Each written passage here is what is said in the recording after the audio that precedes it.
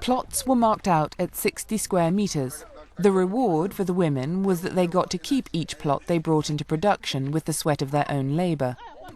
It's back-breaking work, and unsurprisingly, most of the men in Koloma did not think they'd succeed. But they did, and today some women have acquired as many as 20 plots. When the rains arrived, we'd already planted millet and sorghum in the tasses. Everything grew straight away and very well. Finally, Mahamadou, what these women are doing is for real. Everything is grown well. As for Salma's plot of land, everything is grown and very well.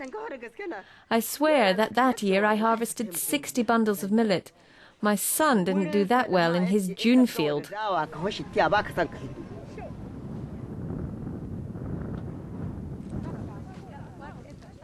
To date, the women have revived 2,000 hectares of degraded land. They've planted an average of over 40 trees per plot. Each is selected for a practical use, for fruit, for fodder, for charcoal or for building. But success has created problems.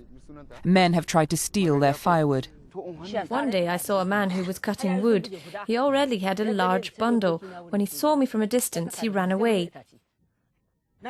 He left all the wood there. I couldn't identify him. He ran very fast.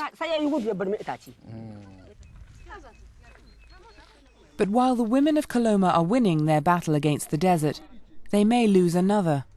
They may find it difficult to hang on to their plots. The village men seem jealous of their success, and this is still a male-dominated society. Covetous eyes are being cast on their plots. Some men work the land well, better than the women.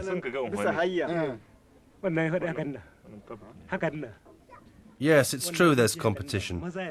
We men, we really want the land. Everyone has seen that these plots are productive. So everyone wants one. What's more, the fields are close to the village. Yes, if there are any for sale, many men are willing to buy the plots, but the women don't want to sell.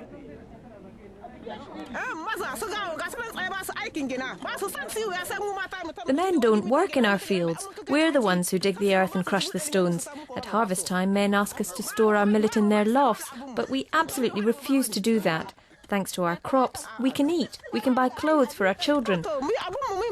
We won't go through all that suffering to finally give men the fruits of our labour. We won't give up our land to men. For the moment, the women's tenure is secure, and that's down to the village chief. He's proud of the reputation the women of Koloma have earned for his village. His decision is final. The land belongs to the women who reclaimed it and who work it. No one can take the land from the women. It's theirs.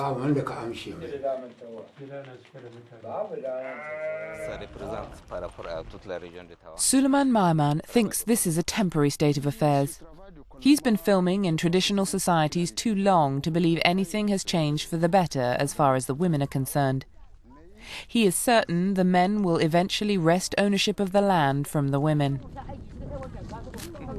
Koloma may be a concrete example, but I would be surprised if it was to gain ground, because I know people's way of thinking.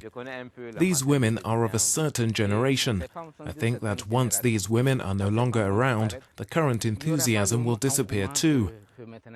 I'm sure that if men recover these lands, they won't seek to expand them, because men in this region tend to think they have more to gain abroad than on their own land.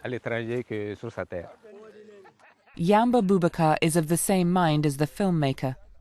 He points out that the inheritance laws favour sons exclusively.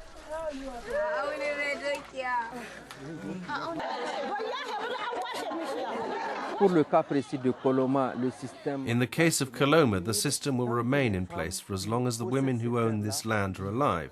But in time, when all those women die, I'm afraid that the system will be challenged. Their children will surely inherit the land, and I think it's likely we'll see a return to the customary system, unless special arrangements are made to make sure that the land is passed on to their daughters. I think that in Niger, desertification is a big problem.